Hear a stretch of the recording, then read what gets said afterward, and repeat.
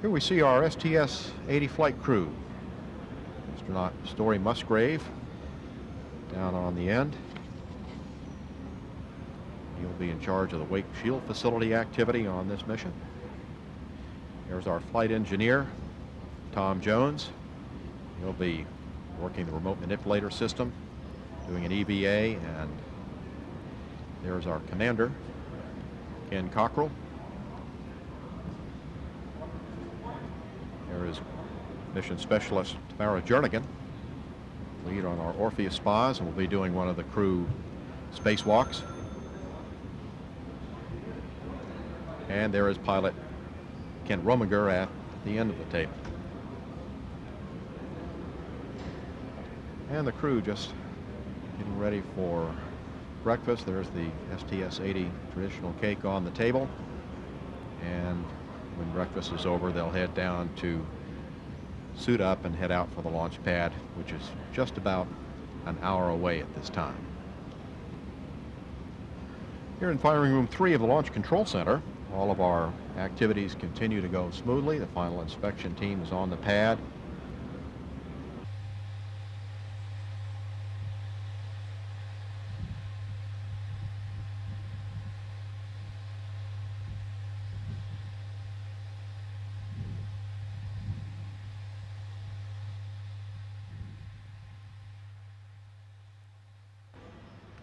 This is shuttle launch control at T-minus 3 hours in holding, where we're in the suit-up room, and we see our commander,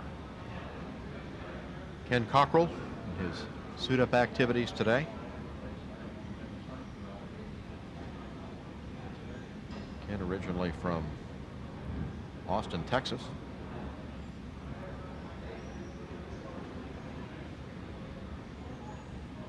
And our pilot, Kent Rominger.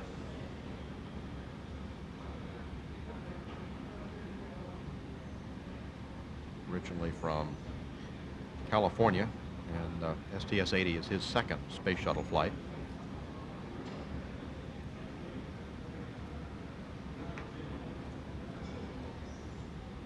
Mission specialist Dr. Tammy Jernigan will be one of our EVA astronauts on this mission. And she will also be the primary astronaut taking the lead in the ORFEUS spas activities during the 2 weeks it will be in space. And going across the room, there is mission specialist Tom Jones. He'll be our flight engineer on this mission, and he will take the lead in operating the remote manipulator system, mechanical arm.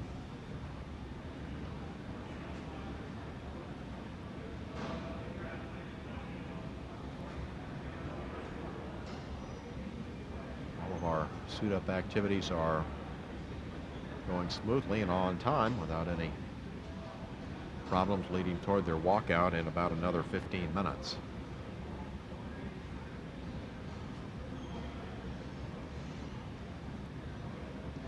And there is Story Musgrave making his 6th flight into space, tying the record along with veteran astronaut John Young.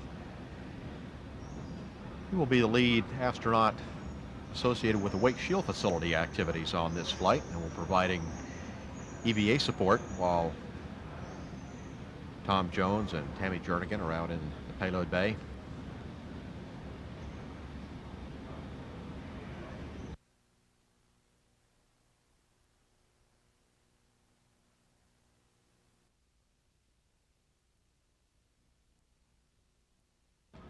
This is shuttle launch control at T-minus 2 hours, 55 minutes, 25 seconds and counting.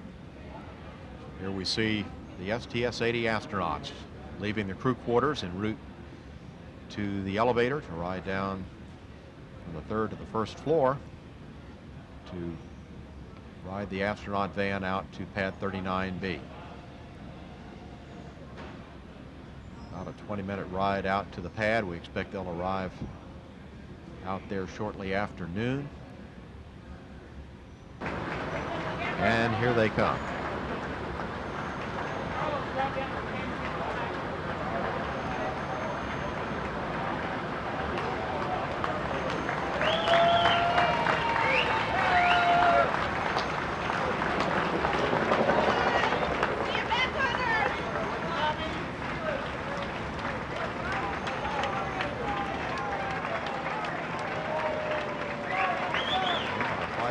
crew now boarding the astronaut van. Or here's the very short leg of their 16-day mission. And here we see the astronaut van now approaching the ramp at the launch pad with Space Shuttle Columbia.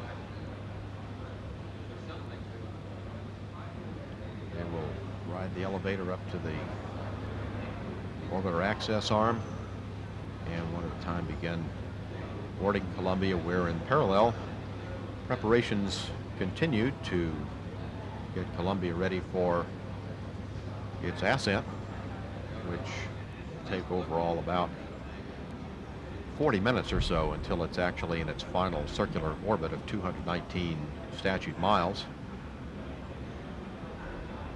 Very shortly we'll be loading the orbiter's computers with the proper ascent profile, which depends on the upper level winds at the time of launch. These are called I-loads, and they tell the vehicle what angle of attack to use at various times during the ascent and at various speeds.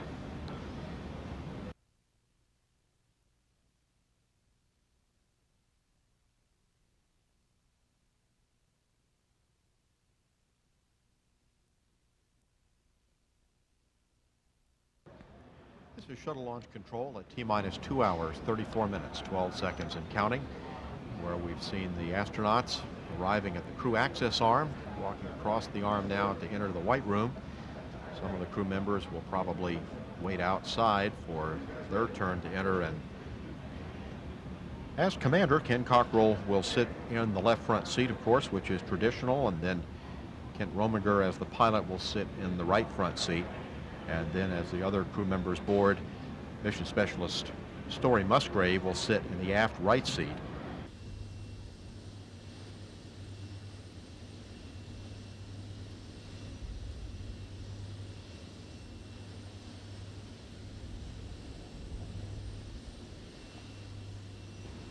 This is shuttle launch control at T-minus 7 minutes, 35 seconds and counting. Preparing now to retract the orbiter access arm, which can be put back into position very quickly if there be a problem.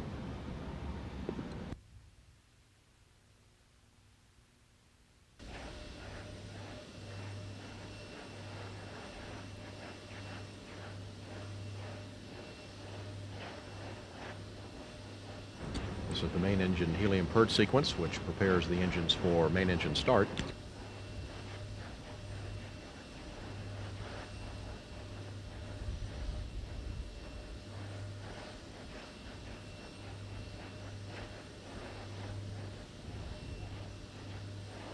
Main engine's now being gimbaled as a steering check for Columbia.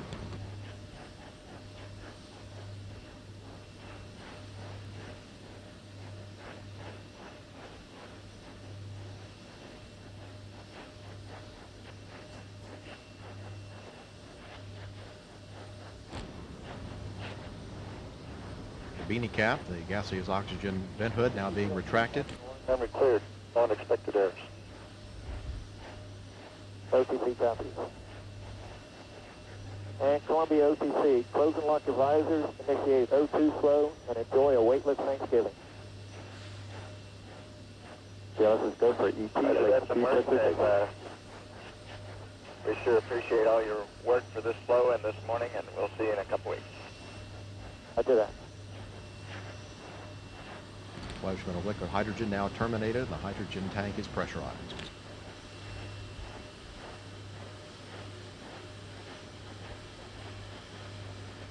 1 minute, 30 seconds.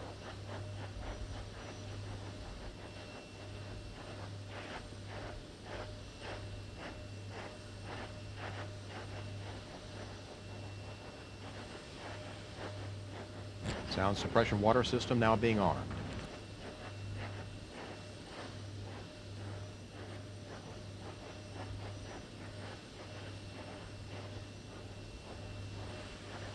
Solid rocket booster joint heater is now being turned off. Final check of booster commands.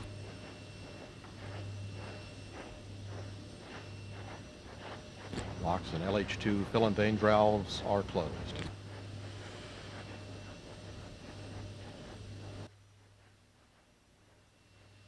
550 at this time. Recommend continue, sir. Copy that. NTD, you're clear. Copy that. GLS entity, pick up the count on your mark. GLS copy. I'll zoom on my mark. 3, 2, 1, mark. GLS auto, GLS scope, auto sequence start. 25. Solid rocket booster hydraulic power units have started. Sound suppression water system armed. Range safety systems armed. 10, 9, 8. Ignition sequence start. 7, 6. 3 main engines up and burning. 2, 1. And liftoff of Space Shuttle Columbia on a diversified mission of astronomy and commercial space research.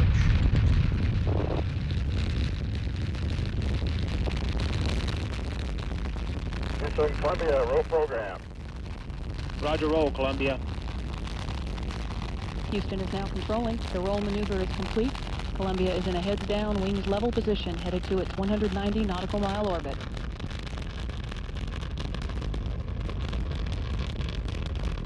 Seconds into the flight, Columbia's engines are now beginning to throttle down to 67% of rated thrust as the orbiter passes through the area of maximum aerodynamic pressure on the vehicle in the lower regions of the Earth's atmosphere.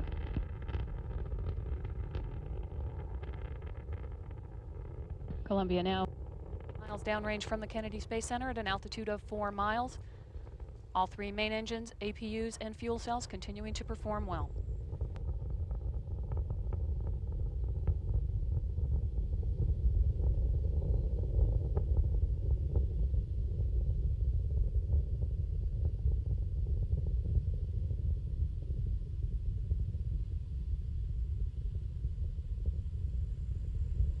Columbia, Houston, go at throttle up. Roger, go at throttle up. Columbia's 3 liquid-fueled engines are now back at full throttle, 104% of rated thrust.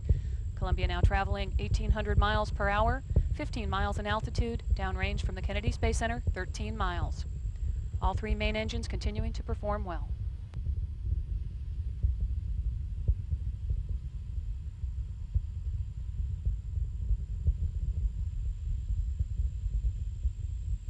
The next event will be the burnout and separation of Columbia's twin solid rocket boosters.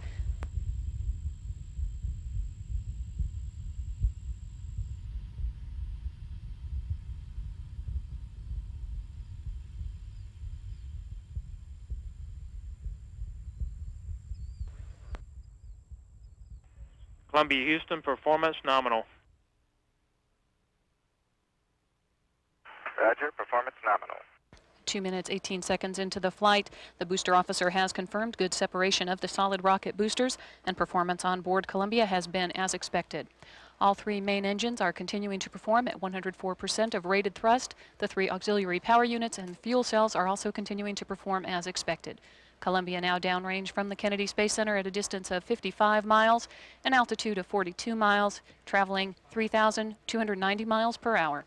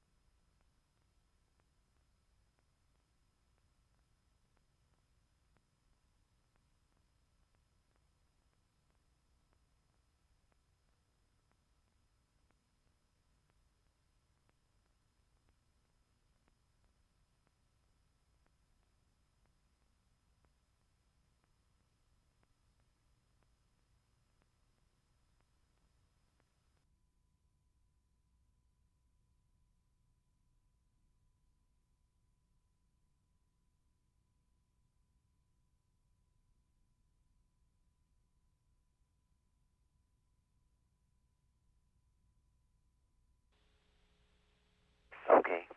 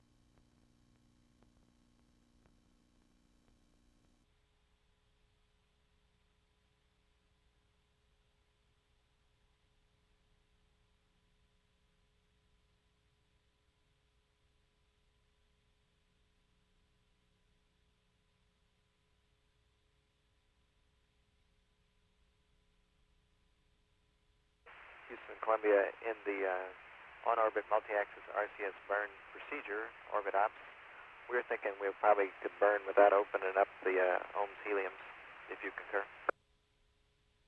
We copy and concur. Okay, we're just going to leave it configured as is, and you won't see us going through those if interconnect steps. We're on to step 2. We copy.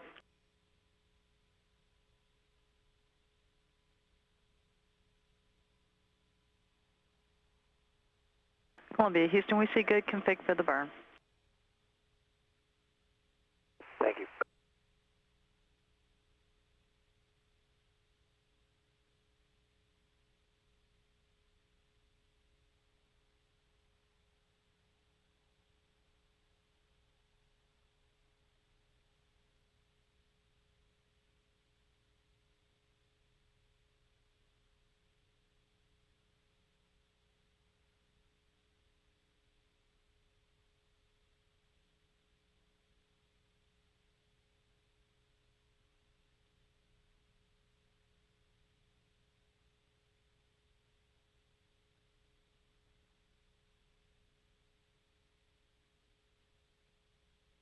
Columbia, Houston, good burn.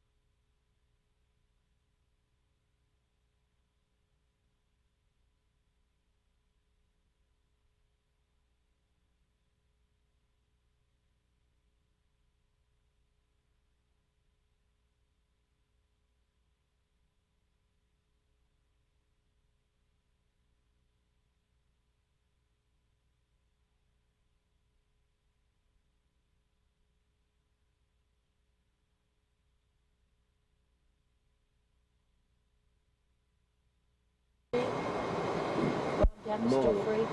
Passive, reset, low, F. Okay. 2, 4, 5. There are no Range, RMS. out.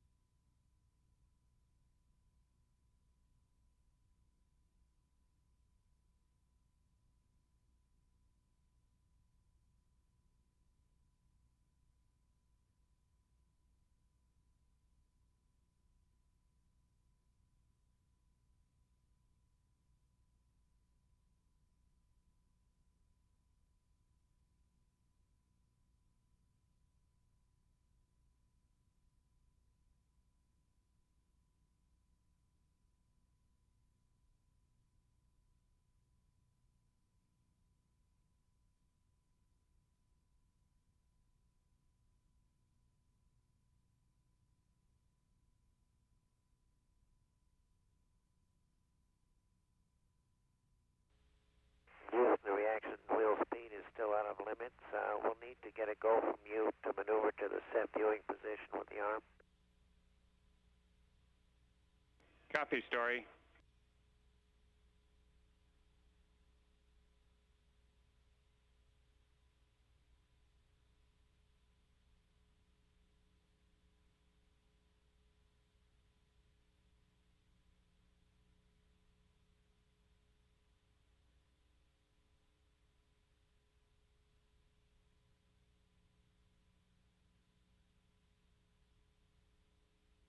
Echo, I understand.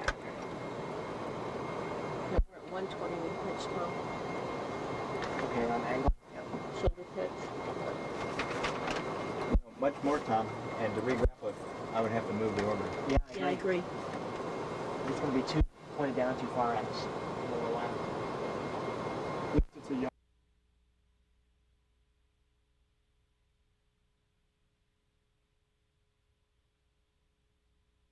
See, so at this point, the crew has got this laser, which they use to shine on the wake shield, and they get range and velocity marks every so often to just keep track of the wake shield. You can see that it's going right over the overhead windows and off to the left of the ship. It'll be heading off towards the nose a little bit, and increasing its distance from the orbiter.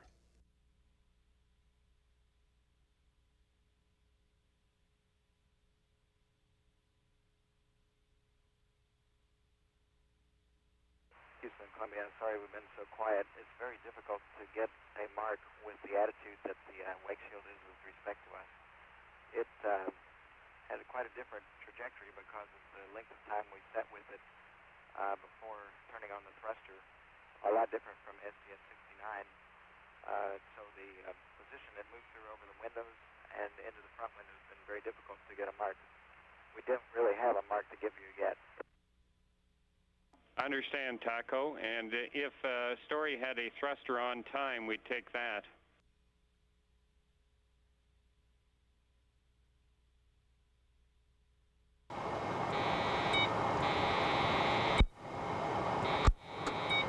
still thrusting, right, Scotty? Yes. How's it looking, Rommel?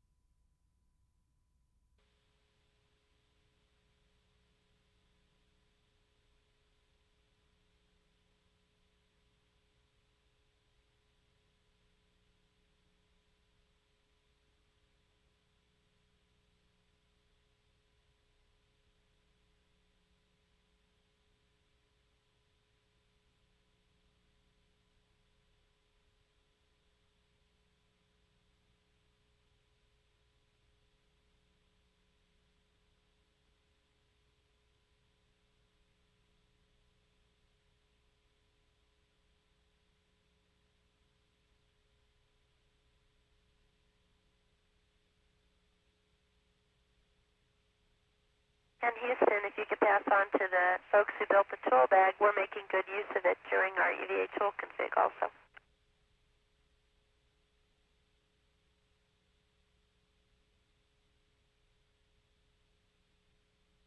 Thanks, Tammy. We'll pass that on.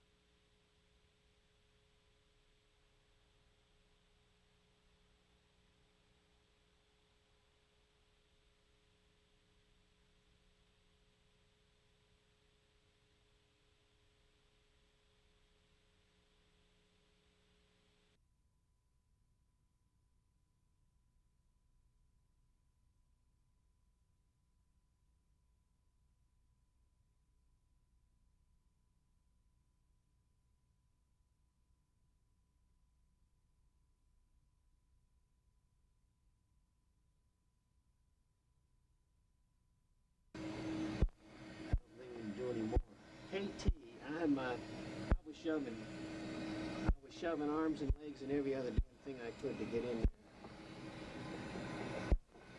Ready, Jones?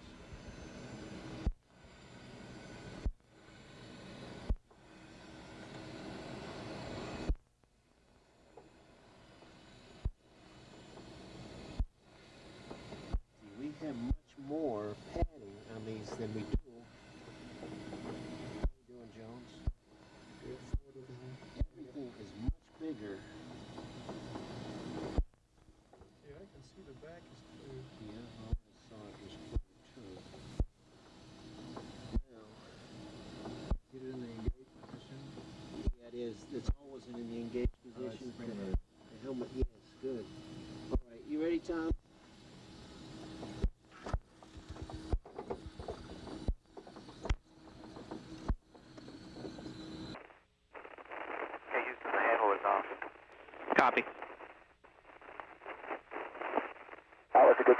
jam me to get it from down low? Yeah.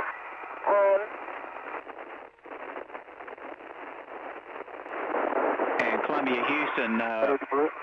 Columbia, Houston, we would suggest while you have the handle off, go ahead and cycle the locking mechanism to verify that it appears to be functioning properly. Okay.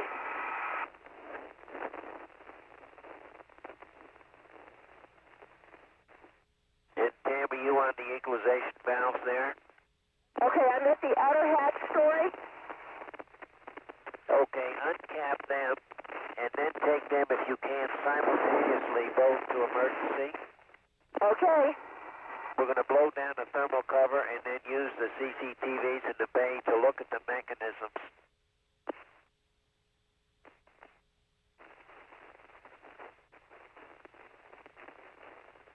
Okay, got one vent cap off. I like these contingency EVAs, you know? I didn't think we'd be doing one in the airlock, though. Yeah.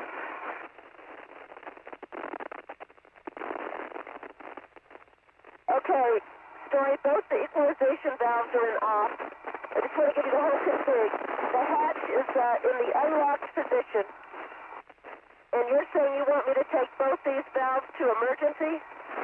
The air coming out of those valves will blow down the thermal cover such that we can look at the hatch mechanism with the RMS camera. Exactly. So, both silo to emergency, correct? Yes, ma'am. Okay, you ready? We're ready? And the thermal cover did pop down. Okay. Great. Airlock pressure going down, Tammy. Copy. Okay, you guys... Good. Monitoring my suit peak. Just relax now. Just take it easy for a while. Let Houston look at the Okay.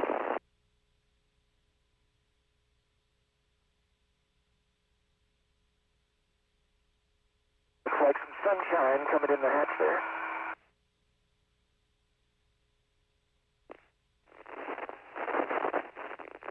Actually, it's RMS spotlight. Oh. Yes, sir. I think we're in darkness.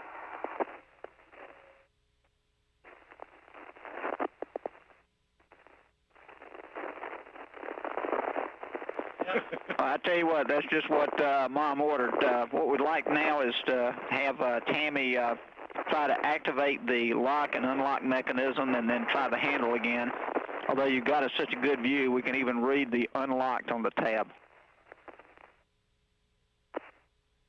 Okay, right now we're fully seated in the locked position.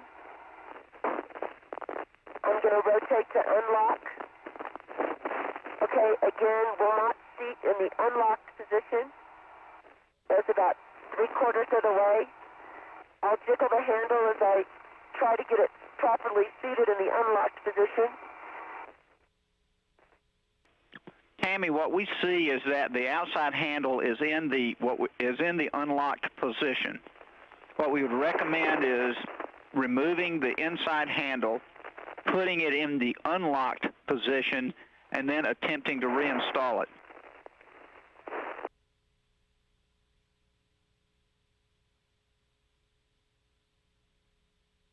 And Columbia, Houston, we're ready to complete the survey, and we just saw a pretty good bit of motion there in the linkage. Yeah, we see the motion in the linkage. What we've discovered so far, Bill, with the inner hatch handle on the outer hatch is that it doesn't matter whether the inner hatch handle is locked or unlocked. We still get about that same 30 degrees of play on the rotation of the handle, and we see the mechanism, the linkage is moving in response to that. But at some point, at that 30-degree point, something jams. And right now our thinking is that jam is occurring in the hub of the latch handle mechanism.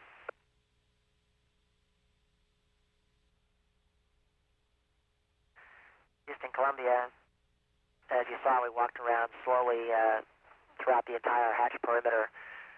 We can't detect any displacement laterally, and we certainly see no gross motion as measured against the markers that we put around the door yesterday at 10-2.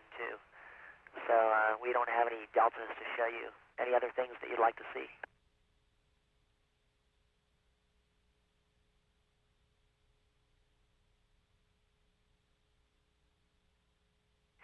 Okay, we are full closed, that is in the direction of closed.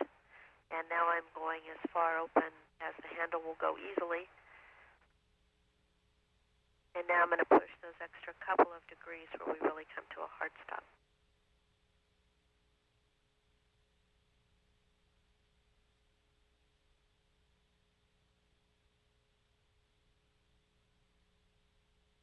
Okay, we really appreciate that, Tammy. To the closed direction. Yeah, that gave us a very good idea of what you had told us in words a couple of days ago. So we really appreciated that, and that concludes our requirements for downlink of the hatch. Thank you very much. That was excellent. You're welcome, Mark. 5, and that's arbitrary. Well, there's a counter if you can see it. Oh, you've already got 5 turns set in there? No. It just counts as a counts, turn. but I'm the used problem. to counting that. Yeah. That's fine. That's either way will work. So when you're working, you don't. Exactly, and that's one of the problems of where that window is. That when you're working, the data you're supposed to be looking at is not in view most of the time. As opposed to here or there. So going to be 4? Most of the time, that's going to be out ahead of you, isn't it? Yes, in my opinion, yes. Okay, go to 4 now. B4. That's it. So you should be reading 10. Let's just keep thinking it. Yeah. And then you want to go 2, 3 clockwise. Yes. 5. Okay.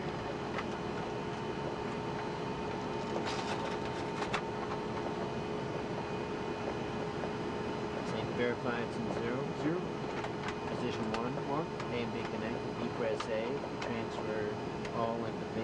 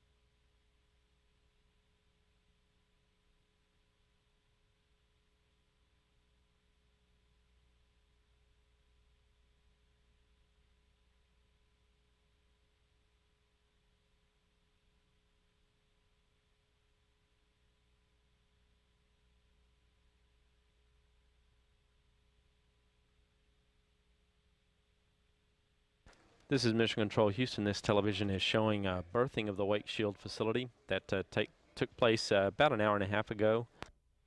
This is a videotape being played back to the ground from the Shuttle Columbia. Again, the wake shield facility was retrieved, captured using the mechanical arm by astronaut Tom Jones aboard Columbia at 8:01 p.m. Central Time. All activities with the rendezvous and retrieval of the wake shield went just as planned, as Commander Ken Cockrell flawlessly flew Columbia to within reach of the satellite.